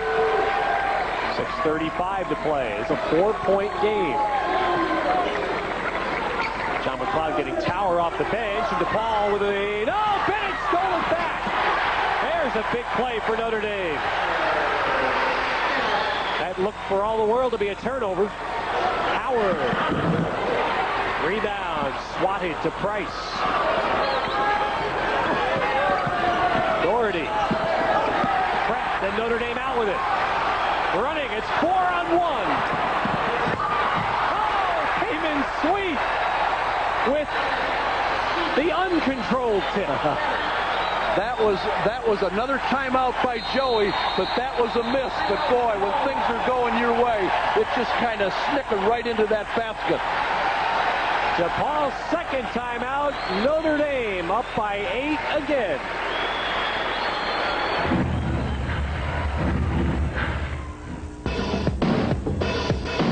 So we're enjoying our favorite spot. When we see this old guy. Hey, Bob! Then there was this huge wave. We thought the old guy was history. That was hot. Anyway, we were impressed. Guru dude, want a cold bud? Groovy. Groovy. Despite our language differences, all surfers share a universal communication. Oops. Both the brown trout and the brook trout of the eastern streams and the Isn't there anything else on? of the western streams like to feed when the water What kind of a guy doesn't like fishing? 61 degrees. A movie or something? Different people like different things. This looks good. Which is why at TCI, we fund all sorts of programming with your subscriber dollars. Let's see if there's a game on. Like events for sports networks. That right hand is what really hurt him. Beautiful This looks good. That's the way to punch Yeah. it. That's it. You know when you Documentaries for the Discovery Channel. This looks good. Hey, no fish, no elephants. Programs for CNN and more. Yeah? No. In fact, this year at TCI, we're spending over $600 million just to make sure there's always something on everyone wants to watch. Oh, hi. Want to see a story about the plastonauts? At least that's the goal. Okay, here's one about a robot. You know, a machine that's made to do different kinds of jobs. This looks good. Jim, this is going to lead the video, and the team that gets the loose balls wins the games. Here's a great example. Boy, at this stage of the game with less than 5 minutes to go, right there by Elmer Bennett, I think that was a critical play in this basketball game. The right place at the right time, but it was a turnover. DePaul had the advantage in numbers, and boy, the steal right there was big. That would have been DePaul ball down 4. Exactly, and now look at that, 8. And they were forced to use their second timeout. Sweet is on Davis. Tower back in. Oh, nice spin move by Howard. And the follow by Curtis Price for his first basket of the game. Last 3 or 4 sequences for DePaul, they are really starting to crash the offensive glass, and Notre Dame better start boxing out. Now they're playing the run and jump defense. Oh, look at Sweet again. Another big play as Sweet got up there. Somehow he snatched that from Booth. DePaul is going to try to start changing the tempo of the game right now, and they're going to start trapping in the half-court defense to see if they can rattle Notre Dame. 8 points, and we go under 5 minutes. Ooh, there's another Another big play for Notre Dame. Doherty had that three down and it rattled out. And then Booth fouls Taylor.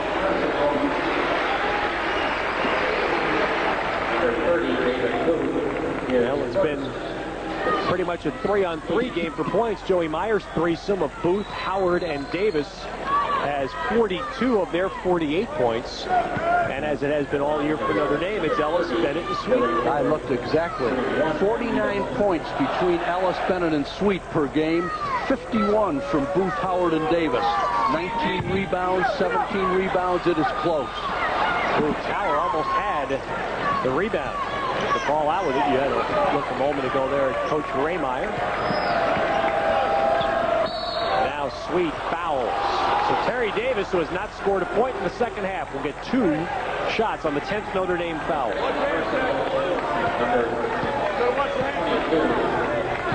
That's where Notre Dame is really going to have to be careful the last 4 minutes and 41 seconds, Ted, because they're now into that 2-shot thing. They're playing very aggressive defense, very active, overplaying, doing all the things McLeod wants them to do. But they've got to, you get a little tired and you start reaching and doing things you don't normally do, so they have to be careful.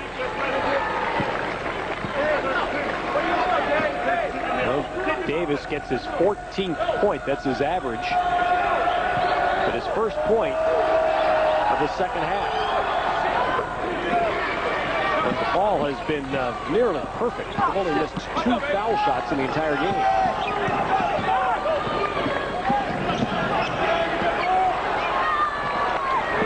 Notre Dame looked to have the advantage, but did not make that last pass to get the ball to the basket. Notre Dame did not get organized very well on that press right there. They didn't get the ball into the middle at all. In no hurry right now, Ted. Notre Dame is playing a little too fast pace now. They ought to settle down and make DePaul pay the price if they start gambling on defense. See what they're doing right now. Howard's off, and Tower fouls him, so he prevents the basket. Tower's third, but a turnover, and DePaul can cut the lead to 4. You bet. Not a bad move by Tower, right. He knew he had to be careful of the intentional, and there was a reach in with his left hand. That was pretty good movement by Tower right there. No intention to hurt Stephen Howard at all. He's going to send him to the line. Howard happens to be an 80% free throw shooter. He's been there 116 times. That shows you how active this young man is.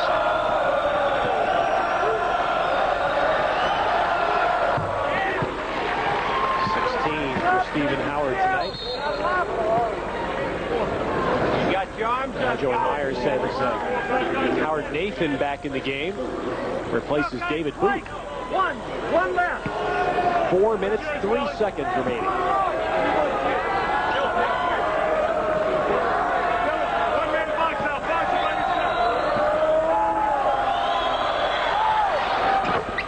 Good foul shooting by DePaul. So the lead is down to 4. That was what they should have done the last time, and they did it right again to get Billy Taylor in the middle, and he hits the wings. And Damon Sweet is fouled by Howard. See, they're kind of using that North Carolina run and jump defense, Ted, and you've got to keep your head up. You players have got to keep your head up, and as soon as you see that trap starting to develop, you've got to get rid of the basketball and then take advantage of the numbers, which is what Notre Dame isn't doing. They're kind of stopping their dribble, picking up their dribble. They're turning sideways instead of looking at the floor and hitting that open man and making them pay the price for the trapping. Damon Sweet, a 91% foul shooter. It's the first. John McLeod has one assistant coach back with him tonight, Jeff Nix, but still Jimmy Black and Fran McCaffrey. The other 2 assistants are out watching high school talent during this open evaluation period. The other night, John had no assistants. So graduate assistant Steve Hudson was the only man with McLeod on the bench Monday night. Davis, that shot partially tipped, I believe. There's Howard again, scored and a foul.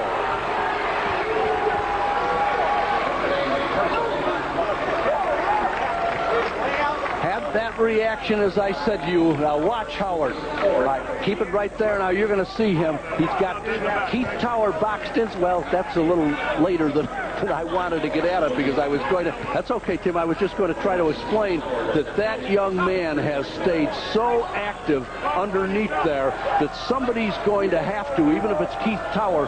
There comes a time, Tim or Ted, when you've got to give yourself up to make sure somebody else. Tower has just got to get him and force him away from that basket every time and not worry about trying to get a rebound himself. Well, Howard is single-handedly keeping DePaul in this game. Absolutely. And he has scored 20 points now, and the lead is down to 3. Damon. That's exactly what they should have been doing right there. And the Fonz is trying to get a three-point play, and he's upset he didn't get the hoop, but he'll get 2 foul shots instead.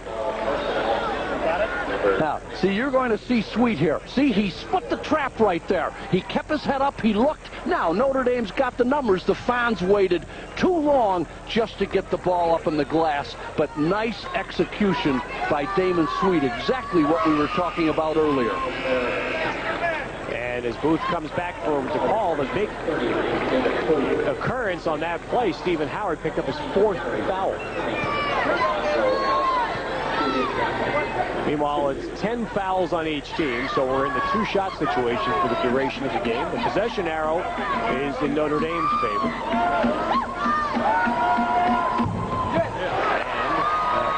And foul shooting right now is in DePaul's favor. You bet it is, and this is exactly what killed Notre Dame in the Missouri game. The Fonz missed, what, 8 out of 11? He's been working like a devil trying to improve that free throw shooting, but you can tell that the confidence isn't there. It wasn't on the first, but much better action on that one. Long way to go. 4-point lead for Notre Dame. Now Ellis is playing David Booth way out on the floor. That's intriguing. Tower in there with Howard. And Davis misses and Bennett rebounds. And Bennett's pushing the ball. And he's bumped. And a foul on Nathan. Boy, that's nice. That's when you know you're going to do what your coach wants you to do, because you made the comment, Ted. A lot of people might have said, oops, when I get it over the 10-second line, at this stage in this kind of a game, I better maybe just settle back and hold on and get my off. No way. He was going to create something there, and that's exactly what John McLeod wants him to do as his point man.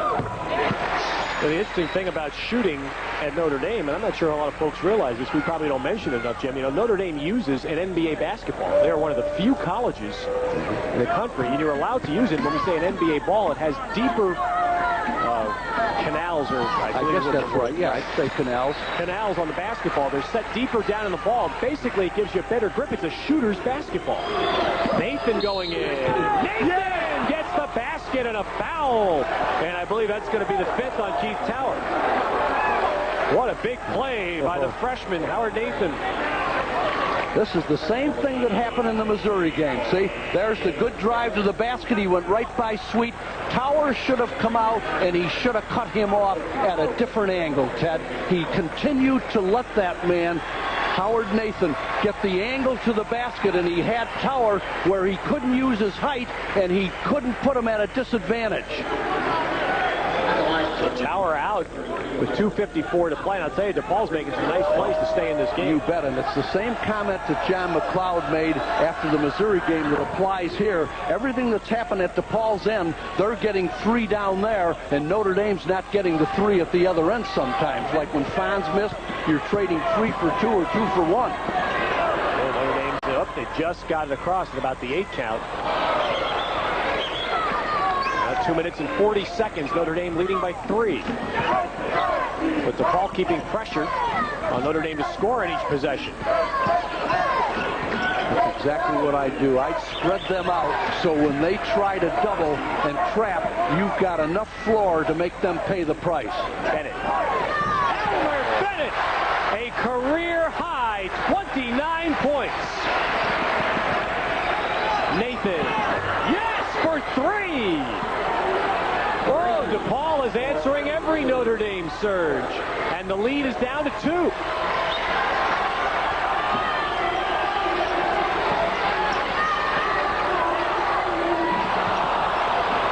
Billy Taylor Ellis. Taylor in the lane. Got it. Billy Taylor.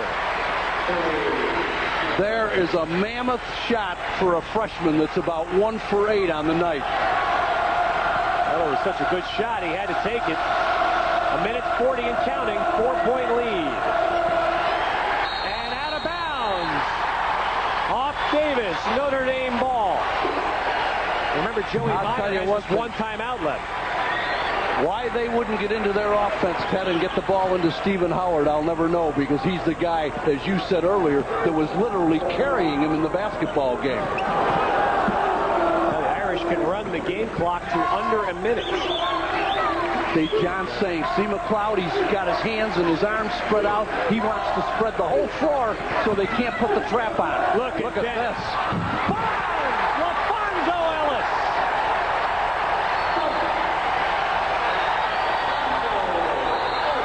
No, it's a violation. Curtis Price lost his handle. He lost the grip on the basketball, and when he caught the ball again, he stepped on the inbounds line. I'll tell you one thing. He not only stepped on the end line, but he ran into the camera man standing underneath the basket, and that's what he was angry about. Price lost his grip on the ball, and as he regained it, he stepped on the baseline for a violation. Notre Dame by 6. There are 28 teams in the NFL, yet they all share the same dream, to be here at the Metrodome on January the 26th. Only one magazine captures all the drama, all the excitement that leads to football's final conflict, the Sporting News. Each week you get reports on every pro team. It's a hard-hitting look at football you just can't get anywhere else. So to follow all of the drama, all of the excitement, you need the Sporting News. Lebo's knows men. Lebo's knows women. Lebo's knows kids. Lebo's knows price. Selection. Lebo's knows shoes. For Harlan Edwards, it was a day he'll never forget. Over at Leo's, I never went. he took his daily shot at getting rich, and for the first time, Harlan won. But what he remembers most The liberation of Kuwait. is what he did once he heard that war had started. You can hear the bombs now. They are hitting. Harlan sat down in front of the television, fairly certain that the world was now changed forever. Not to mention our way of learning about it. None of us will ever forget. Notre Dame basketball has been brought to you by Budweiser, the king of beers with that clean, crisp, cold taste. Nothing beats a bug.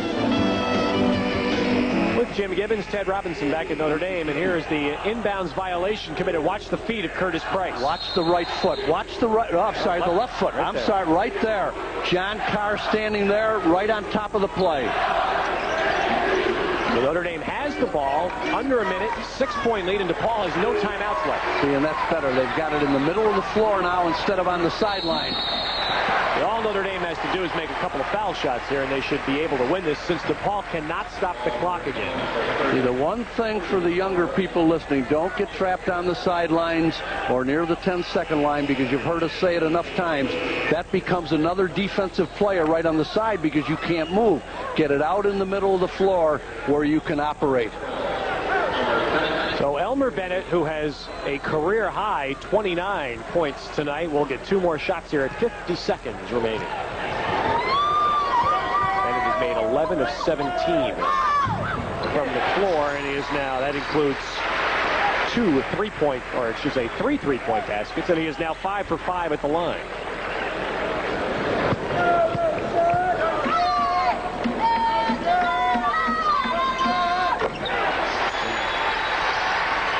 The seniors have taken over for Notre Dame. Nathan, oh, good play. Basket counts and a foul. That's a 3-point basket and a foul.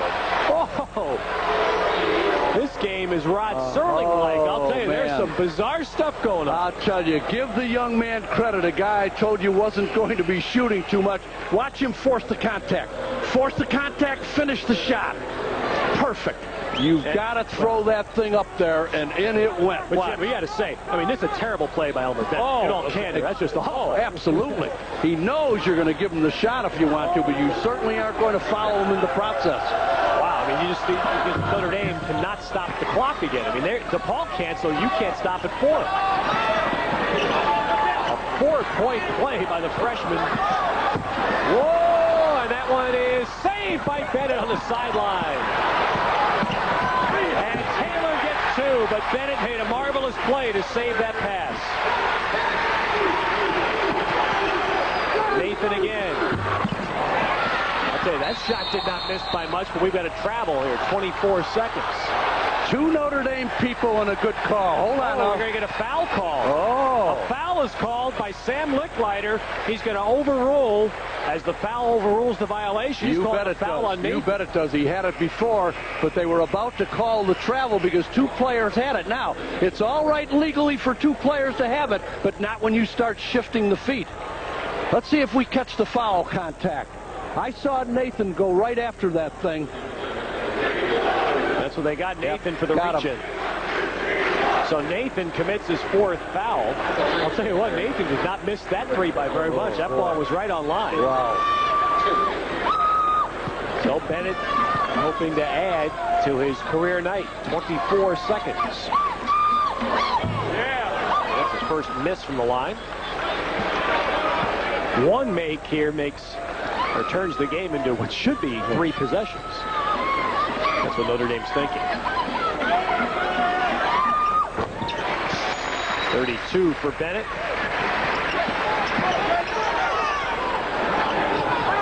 Well, Nathan's coming up again, off to Davis. And tipped out and saved in. And Booth is hammered by Ellis. Whoa, that's a tough foul. Let's see if they call that intentional. Booth hits the deck hard. Ellis, that's a hard foul. Joey Meyer wants intentional. Only 12 seconds left in the game. No intentional. Good save. You can always throw that ball back in when it's under your own basket right there. Now watch. You could see that the Fonz wasn't going to give him the stuff. He almost got the top of the ball, got a lot of body. Joe wanted it. Everyone's going to ask for it at that point. 12 seconds left. Booth gets 2 foul shots. Notre Dame has their full complement of timeouts remaining. DePaul, as really hurts them here, has none left.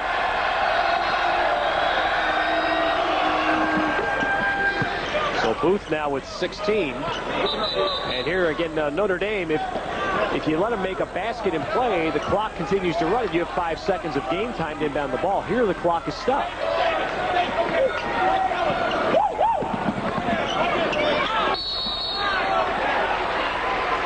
Sweet will get to the line. 2 seconds elapse. Best that DePaul can do right now. The first thing you're looking for, obviously, is the 5-second count. If you're not going to get that, then you've got to foul. I don't care if it's the best free throw shooter on the floor. That's the gamble you have to take right now with only 10 clicks left on the clock.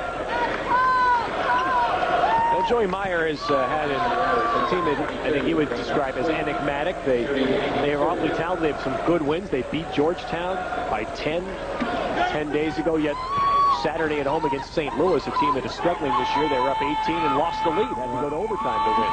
Well, basketball is an emotional game, and Joey didn't feel his players were playing that way earlier in the year, and he sent them a message, and he sat some people down, and it worked. They got on a roll. They started to get the chemistry they needed, and the roles had been defined for players. But they ran into a Notre Dame team that played pretty well and pretty hard tonight and played pretty doggone good defense in the process. And the Irish are going to post an awfully big victory tonight, beating a quality opponent at home for the first time. David Booth gets the last basket, but the Notre Dame Fighting Irish have defeated DePaul here at the Joyce Center for the second consecutive years, 74-60. So just like last year, the Notre Dame Fighting Irish were able to win at home against DePaul. Coming up next right here on Sports Channel, NHL hockey, the Oilers and the Blackhawks from Edmonton.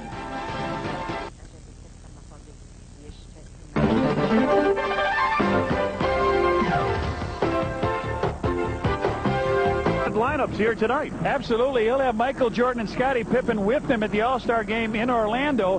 And representing the Houston Rockets will be Akeem Olajuwon and Otis Thorpe, one of the fine power forwards in the game. And, of course, here tonight, the Houston Rockets coming off a victory over Milwaukee.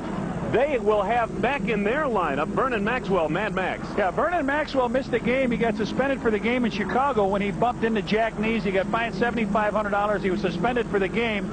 And they had a guy step into the lineup, Avery Johnson, who was only on a 10-day contract, and it gave him a chance to play, Wayne. He got 22 points, so maybe they discovered something in that adversity that they suffered. But Mad Max is back. The crowd will be with him. It's going to be difficult to win again in the Triangle. And we'll be back with the starting lineups of the opening tip coming off on Bulls basketball just ahead on Channel 9. Chicago Bulls basketball is brought to you by Miller Lite, an official sponsor of the Bulls. It's it, and that's that. Your Chicago and Northwest Indiana Toyota dealers. Toyota, I love what you do for me. American Airlines, we mean business in Chicago. The people at Nike, who encourage you to just do it. Your local McDonald's restaurant, where what you want is what you get. That's McDonald's today. The Chicago Tribune. Get in the game. Get a Tribune. And your local Ford dealer. Quality people, quality products. 2.9% financing from Ford. What does that mean to you? Well, it means savings. You see, if you buy a new Ford Escort with 2.9% financing over 48 months, you can save more than $1,600 in finance charges when you compare that to a bank loan. That's right, $1,600. You know, I'm sure there's a lot of other things you would rather spend your money on than high interest rates. So see your Ford dealer today. You'll see why more people choose Escort over the imports and 2.9% financing over bank loans. Come on, let me show you where it's at. Come on, let me show you where it's at. Come on, let me show you where it's at. Come Miller Lite, it's easy like that. Come on. Miller Lite is the great beer that's less filling. Come on. It's everything you want a beer to be. Come on, let me show you where it's at. Come on, Miller Lite, it's easy like that. Come on. In the world of business, Chicago sets its own pace, non-stop. No big 50. And to be successful here, you've got to be able to keep up. I'll catch you first flight out. Fortunately, there's a Chicago airline that also moves at a non-stop pace. Could you book me on the 430? With nearly 900 non-stops in and out of O'Hare every business day. Have a nice flight. Thank you. To more destinations worldwide than any other airline. Flights to 200 U.S. cities. Boarding American flight. The most non-stops to the most cities in Europe. And service from the best people in the business. The airline is American Airlines. Welcome aboard, sir. Thank you. And to keep up with the pace of business in Chicago, you need the airline that means business in Chicago. American Airlines. We mean business in Chicago. Let us turn our attention to the dynasty in progress, that is, the Bulls. The Bulls. We have the Ming dynasty on the run, my friend. That's right. We're not just talking repeat or three-peat. We're talking a minimum 8-peat. The Bulls are going to have so many championship banners, they're going to have to build a third balcony on the stadium. That's right. As a taxpayer, that concerns me. Such is the burden when your team is the Bulls. The Bulls. Wednesday, February 26th, it's Miller Lite Mini Blimp Night. Be there. Your local McDonald's will donate $50 to charitables when any Bulls player slam dunks during this game. McDonald's, where what you want is what you get. Now featuring the triple cheeseburger at participating stores. Wayne Larrabee, Johnny Red Kerr, our producer, director Arnie Harris. We're at the Summit in Houston, Texas, where the Rockets are 14-7 at home, 23-19 overall, and the Bulls 37-6. overall and 16-4 away from home. Best record on the road in the NBA. Let's take a look at the starting lineup. So we begin with the Chicago Bulls, and we start with Horace Grant, who struggled the other night at San Antonio, John. That's right. He was only 2 out of 8. He didn't make the All-Star team, but Horace is ready tonight. Scottie Pippen had 16 points against the Rockets in Chicago and just missed a triple-double in that game. That's right. He had 21 against San Antonio, 10 rebounds, played a very fine game. In the middle, Bill Cartwright gets the challenge of taking on Hakeem Olajuwon. Bill only had 3 against the Admiral of San Antonio, but he'll get more playing time, I would think, tonight. In the backcourt, Johnny Paxson. Pax shooting better each game. He had a 3-pointer in his 9 against San Antonio. And, of course, Michael Jordan completes the lineup. Michael Jordan, 39 big points. He's the key guy. Who's the guy they come to see tonight? Head coach of the Chicago Bulls, Phil Jackson. There's a look at his record. 73.9% winning percentage. Second winningest coach overall in Bulls history. And for the Houston Rockets, Carl Herrera gets a start in his 5th consecutive start up front. Yeah, he's starting in place of Buck Johnson. He had 4 points in Chicago in 17 minutes. The other forward's an all-star, Otis Thorpe, who's having an outstanding season. He fouled out in that game in Chicago, but he had 12 rebounds and got 14 points. In the middle, Hakeem Olajuwon, who can be devastating. Yeah, the Bulls held him to 17 points in Chicago, but he had 3 big blocks. Vernon Maxwell rejoins the backcourt, and he provides an awful lot of spirit. Yeah, he'd only played 23 minutes, had 17 points. He can get hot in a hurry. And Kenny Smith, who was bothered by a back injury in Chicago, is supposedly close to 100% tonight. Yeah, Kenny was 0 for 2 in Chicago, 0 for 5 against Minneapolis Timberwolves, but he said his back feels better. And fourth-year head coach Don Chaney, there's a look at his record overall. He became earlier this season the 44th coach to reach 200 wins in NBA history. And the officials for tonight's game, Joe Forte, Mike Costable, and Don Baden. Michael Jordan loads up. Oh, got to cover the drinks here as he anoints us. Oh. You know, it takes about a quarter for that stuff to clear the air. Yeah, you know, he knew we didn't have that covered. He's trying to look at a big smile on his face. He thought he got us. The Bulls and the traveling Reds, as again, they're the officials. And the Rockets in the home whites with the red and gold trim. Olajuwon and Cartwright on the tip at center court. Hey, look at this strange alignment as we take a look at the all-time series, 48-38 for Bulls. But look at the way they spread out on this. And the tip controlled by Otis Thorpe for the Rockets. Houston sets it up offensively. Kenny Smith, the point guard, right into Olajuwon. Vernon Maxwell on the perimeter. Smith again into Olajuwon. Rebound picked off by Cartwright to Scottie Pippen. Pippen taken by Maxwell on this trip. Cartwright way outside. Now Pippen off the screen by Cartwright, picked up on a switch by Olajuwon. Cartwright's all by himself. He's going to have Maxwell on him, and now they switch back. Well, Cartwright still has Maxwell on him. Pippen gets the step on the drive and leaves it short. Horace Grant works the floor for the rebound of the first 2 points of the game. Good work by Horace coming off of that, really for him, as he said, it was a poor performance for him there, but he opens up with one off the floor and into the hoop. Maxwell sets it up. He missed that game against Minnesota earlier this week due to a suspension for an incident in Chicago. Olajuwon off the mark for the second time tonight. And the Bulls take over, leading it by 2. Pippen left unattended in the corner. Horace Grant. Herrera the rebound.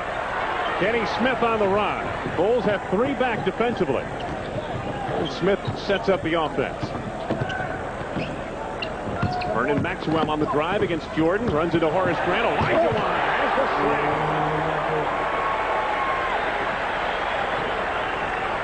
slam. Rockets on the board. We're tied at 2 apiece.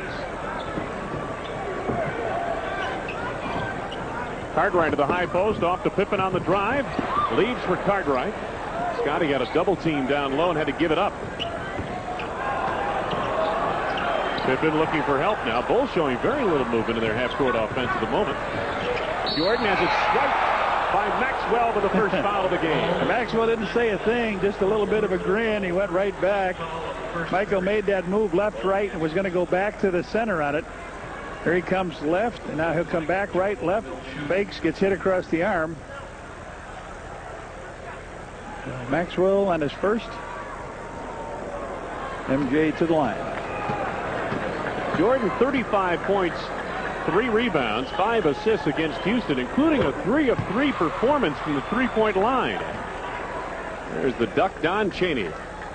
Outstanding guard for the Boston Celtics in one of their championship years back in the early 70s. Michael makes good on a pair. Bulls on the lead by 2. 2 minutes gone by. This is the first period. Maxwell. Vernon Maxwell with his first 2 points of the game. Had 17 in Chicago on Saturday night. Cartwright down low against Olajuwon. Hakeem, yes, and a foul. Hakeem got him on the wrist. The foul is on Olajuwon, his first, second on the team. And a 20-second timeout taken by Houston as Bill Cartwright picks up his first 2 points of the game. They got him across the wrist. Bill came in. Normally, Olajuwon likes to get him up high on this play for the block, but he went right across the wrist before he could get his hand up. Bill laced it through the net, and Don Chaney wants to talk to his team. Bill Jackson visiting with his ball club. You know, it should be noted this will be the first time a Chicago Bulls head coach has led an all-star squad coming up in Orlando.